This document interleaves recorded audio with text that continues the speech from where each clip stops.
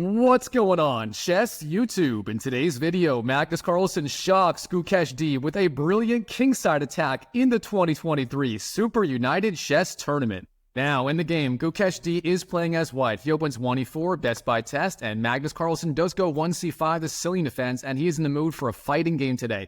Alright, Gukesh, knight to f3, and then knight c6 for Magnus, and here in this position on move 3, instead of playing d4 heading for the open Sicilian, Gukesh D does play the more popular idea at the highest level right now. That is the move bishop b5, and we have the Rossolimo Sicilian on the board. Now, the idea behind this opening, the Rossolimo, is twofold. First of all, you are putting pressure on that knight on c6. Bishop takes c6 will be a real threat, and beyond that, you can also go short castles and head for a very fast c3 and d4, trying to take control of the center. Now here, Magnus Carlsen, how does he respond? Well, he's a big fan of all sorts of moves here, but in this game, he goes for perhaps the main line, that is g6, intending bishop g7 with the fianchetto of the dark squared bishop on this diagonal. Now, Gukesh, his two main options are castles, again intending c3 and d4, the other one being a very fast bishop takes c6. Now, in the game, he does play the first option, just castles, and his main plan will include c3 and d4. Now here, Magnus, he continues, bishop g7, the main idea. Gukesh goes c3, and Magnus knight to f6, developing the knight, the main move, and it does attack that pawn on e1, therefore rook to e1 is basically forced. Now Magnus he castles, and Gukesh D finally in this position, he does break in the center with the move d4. Now so far, Gukesh D is doing excellent. He does have those pawns on d4 and e4. However, here, Magnus Carlsen, he knows what he's doing, and he is ready to counterattack in the center immediately. And in the game, he does go for the strongest idea, that is just d5, breaking in the center and stopping d5 ideas from white. Of course, there were some alternatives. For example, a6 was very trendy at the highest level, and also queen b6 also playable, but overall d5 the strongest move for black here. Now, in this position, Gukesh D is going to have two main options. One is taking on d5. That is the more quiet variation. Black is perfectly fine there. However, instead, he goes for the more ambitious idea, the one where you are fighting for an opening advantage, and that move, of course, is going to be e5, gaining space in the center, and trying to knock back that knight from the very good f6 square.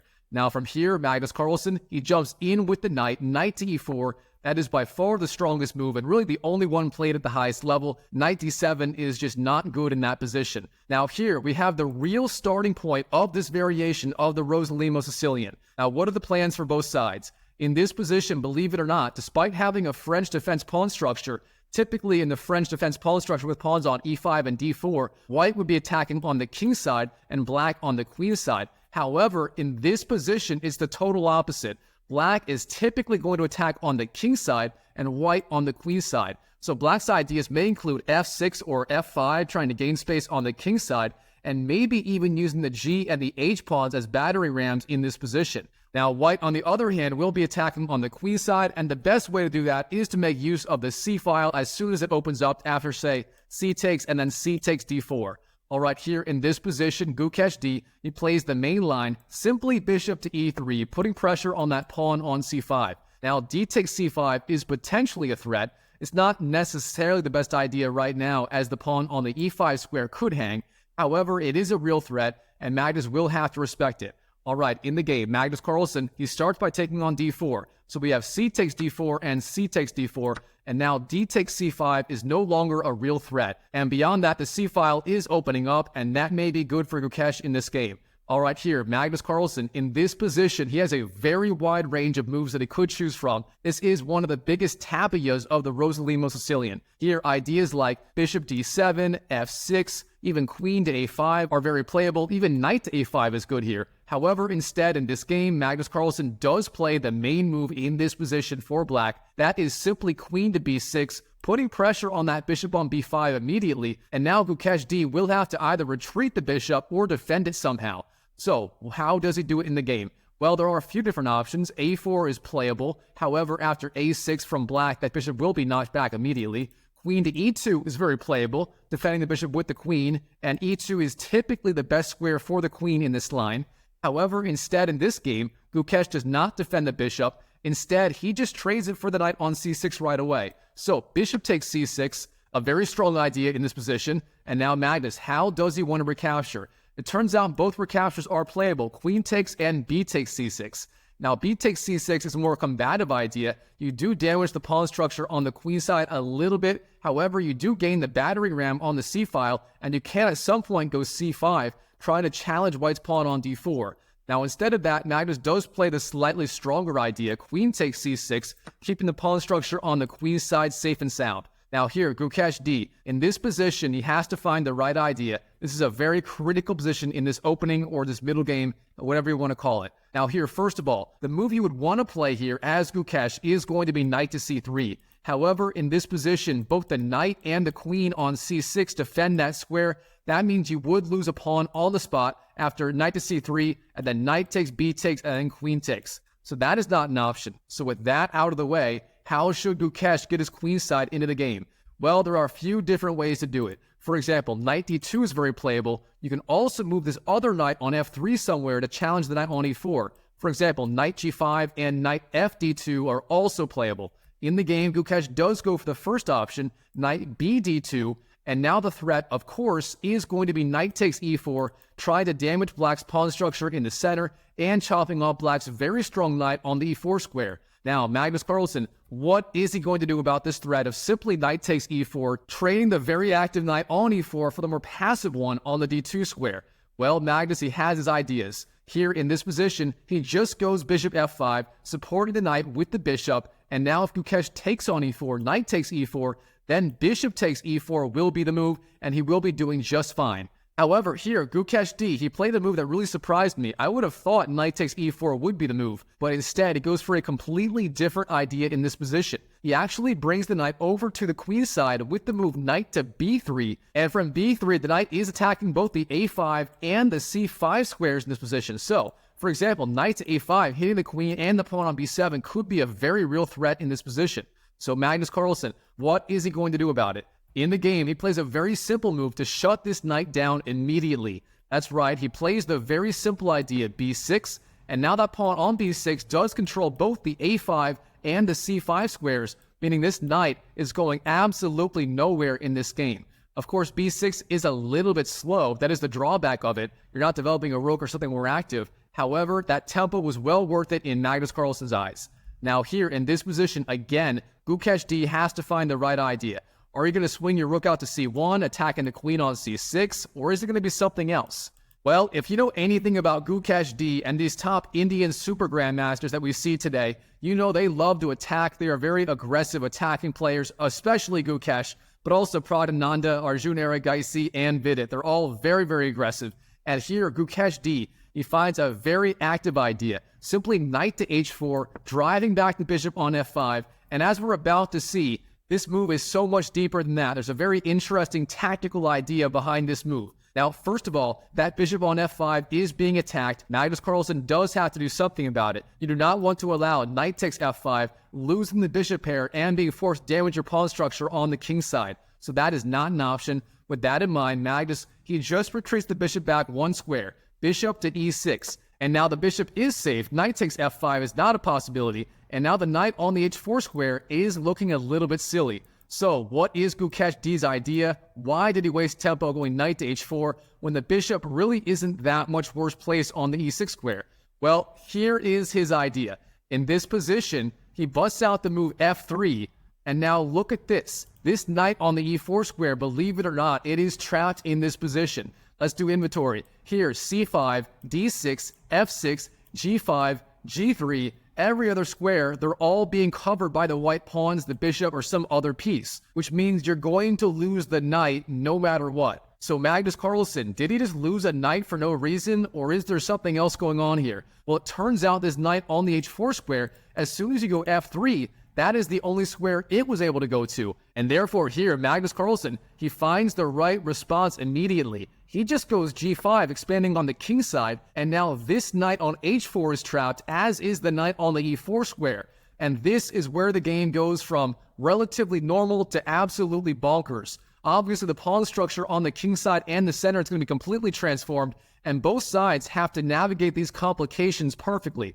All right, here in the game, Gukesh D, he starts by capturing the knight on the e4 square. F takes e4, the strongest idea and a very logical one. Now, Magnus Carlsen, of course, now that the pawn is no longer on f3, you cannot allow knight to f3. Therefore, g takes h4 is forced. There's no sense in looking at any other alternatives there. All right, here in this position, the pawn structure has been transformed. White has those 3 pawns in the center. Of course, one of those will be traded off in the very near future. And Magnus Carlsen, his pawn structure on the king side has been damaged a little bit. However, that pawn on h4 could be a battery ram in the spirit of Alpha Zero going down to the h3 square at some point, and that could be a very powerful asset. All right, here, Gukesh, what should he be doing? First of all, can you take that pawn on d5? It turns out you can, but it's not a very good idea. If you go e takes d5, then the response from Magnus will be bishop takes d5, and that bishop will be slicing down the board, targeting that very weak pawn on g2. That is not something you want to allow as white, especially not against literally Magnus Carlsen. So that move was just wiped off the list of possible moves here for Gukesh. Instead, you can go rook c1, trying to target the queen on c6 right away with the rook. That is a decent idea. But instead, Gukesh, he finds the very interesting move, bishop g5, immediately targeting that weak pawn on h4 with the bishop and trying to get the bishop to a more active square. Of course, on e3, it wasn't doing a whole lot. It defended d4, but d4 wasn't under attack, and it did block the rook on the e-file. So bishop g5, a very solid idea. But of course, Magnus Carlsen, he knows what he's doing, and here in this position, he plays a move that would absolutely shock Ben Feingold. He plays the move f6. Of course, Ben Feingold says never play f6, but it turns out this is a brilliant idea here. You are driving back the bishop. The bishop will be forced to move sooner or later, and once it does, then you can take on e5 with the pawn, and suddenly the f-file is being opened for the rook. You're gaining control of the center, and you will have attacking chances on the king side. All right, here, Gukesh, before taking on h4 with the bishop, he plays the intermediate move, rook to c1, hitting the queen on c6. Now, of course, the queen is going to have to move. In the game, Magnus finds a perfectly reasonable idea, queen to b7 on the board. His idea being you want to keep the queen on this long diagonal where it does exert pressure against the white king via the x-ray attack. And now here, Gukesh, of course, that bishop on g5 is being attacked by the Ben Feingold f-pawn f6. Therefore, the bishop must move. Bishop takes h4 on the board, and now we have this very strange tension with these pawns on the d5, e4, f6, and e5 square. So, how should Magnus Carlsen deal with the tension? Well, there are 2 main ideas you have to consider. One is f takes e5, and the other is d takes e4. It turns out both of these moves are very playable. However, in the game, Magnus does take on d on e4. D takes e4 on the board, and now the queen on b7 does support that pawn on the e4 square, and we're seeing yet another benefit of that move, queen c6 to b7 on the move prior. Now here, Gukesh, what is he supposed to do? Of course, that pawn on e4 is being supported by the queen. You cannot take it. E takes f6 is a possibility. However, that does open up the king side to Magnus Carlsen's benefit, and that rook on the f8 square will become very, very active very quickly. Now, the computer likes the idea of queen to e2, try to target that pawn on e4, but personally, I'm not so sure about it. In that case, Magnus would have the response f5, supporting the pawn on e4 with the f5 pawn, and it's not really obvious what the queen would be doing on the e2 square. Now, in the game, Gukesh D, again, the potential future world champion, he finds a very aggressive, active idea. I quite like this one, even though the computer doesn't like it that much. Here, Gukesh, he swings his rook up to the 3rd rank, rook to c3, a potentially very strong idea. Now, on c3, the rook is threatening the g3 square. Rook g3 may be a move in the future, and from there, that rook is lined up with the dark squared bishop and the king, and that could be very dangerous. Now, beyond that, with the rook on the 3rd rank, you also threaten ideas like queen c2 and rook e to c1, tripling the major pieces on the c-file, and then threatening rook to c7. Again, another very active threat from this move.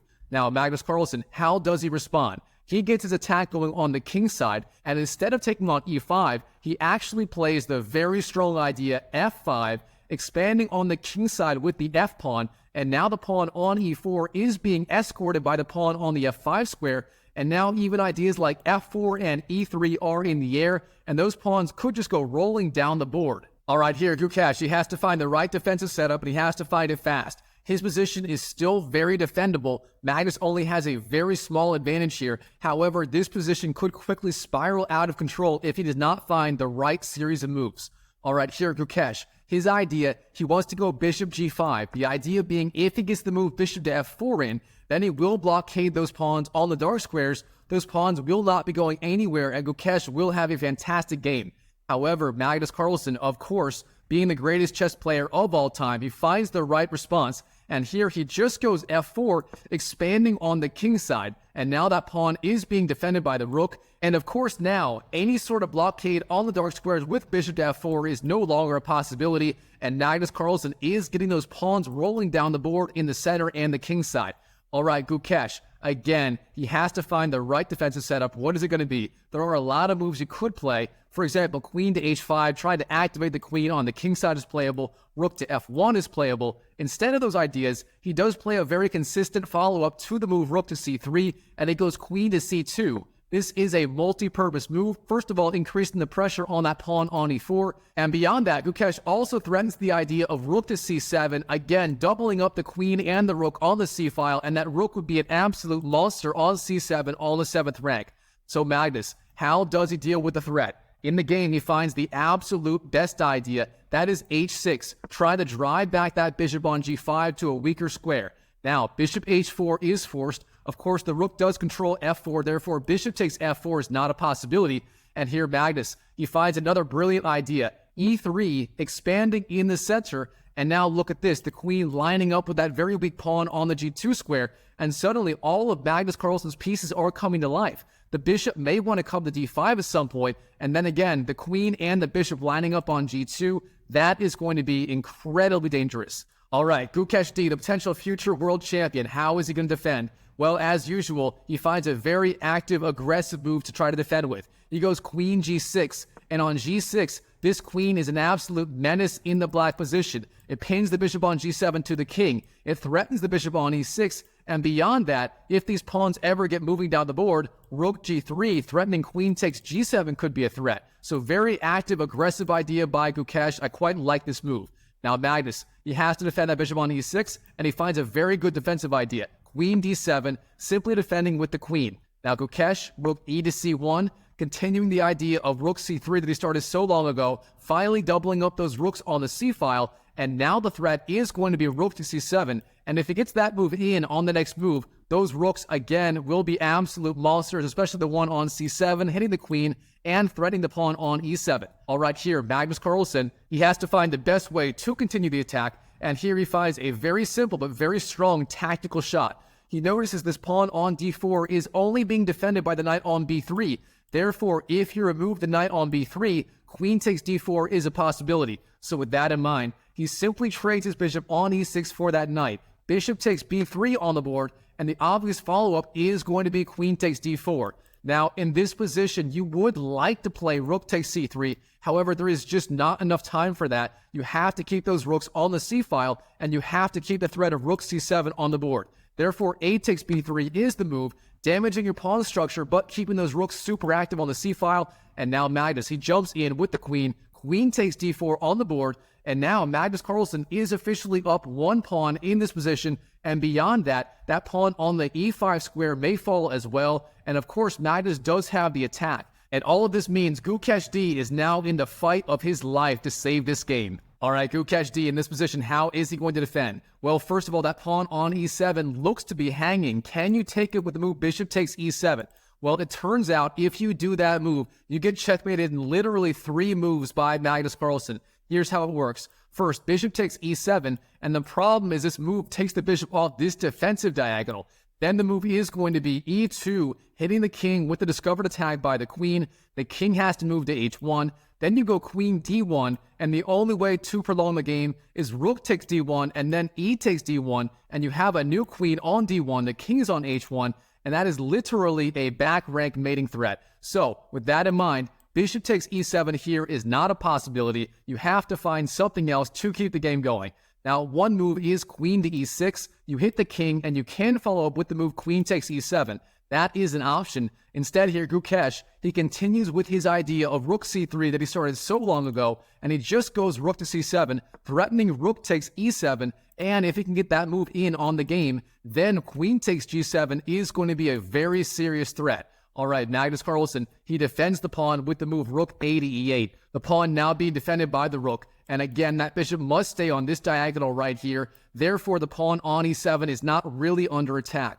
If you go rook takes e7, then Gukesh takes back, and bishop takes e7 is not a possibility, as again, e2 would lead to a checkmate in about 3 moves. So with that in mind, Gukesh must find something else. Again, queen to e6 is one idea, but instead of that here, Gukesh, he just retreats the bishop to e1, trying to play defensively. However, this move is a little bit slow, and now that pawn on e5 is still undefended, and Magnus Carlsen, he just picks it up. Queen takes e5, and now temporarily, Magnus is up 2 pawns in this position, and he has the vicious attack with those pawns on e3 and f4. All right, Gukesh, he takes the pawn on the a7 square. Rook takes a7 on the board. He may want to go even rook to c7, piling up rooks on the 7th rank in the future. But now Magnus Carlsen, he finds a very good idea, a very simple, practical idea, queen to f5, offering the trade of queens on the f5 square. Now, of course, Gukesh has the option of going queen takes f5, but that would lead to an endgame where he is simply worse, and he would be facing off with a worse endgame against the greatest endgame player of all time.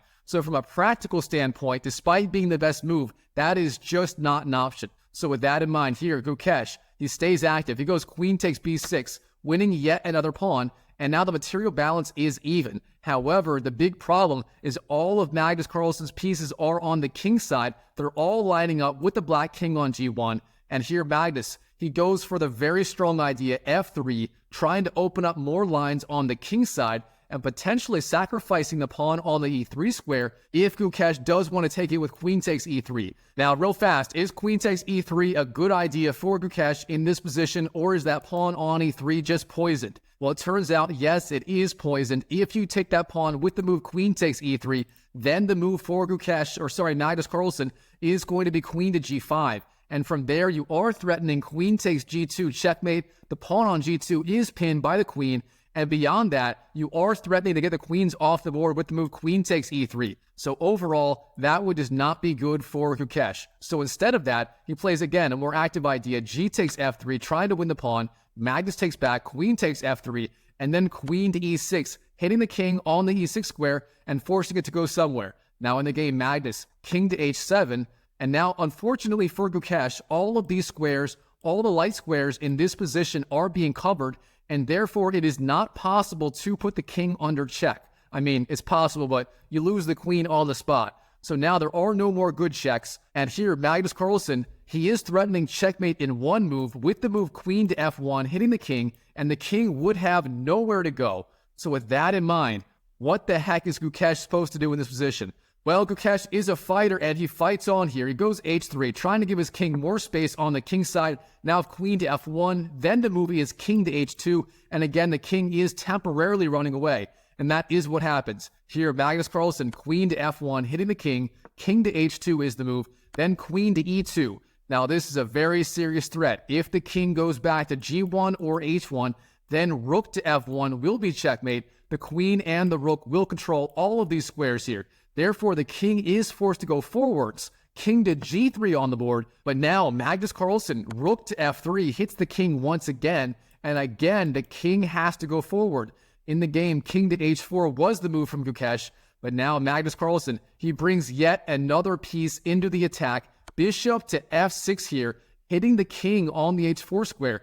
And where is the king going to go?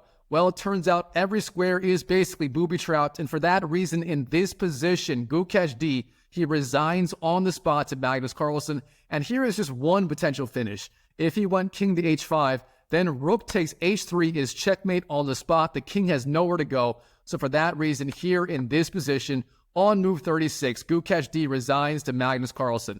Wow, what a game by both players. Alright, Chess YouTube, I hope you enjoyed this video. If you did, smash that like button and let me know in the comment section below what you liked or didn't like about this video. Feel free to roast me, whatever you want. I am reading and responding to as many comments as I can, so now is a good time to comment. And beyond that, if you want to see more videos, check out this video right here, where the Indian superstar Pragananda sacrifices 2 rooks against Magnus Carlsen. That game was simply incredible. Check it out, and I'll see you in the next video.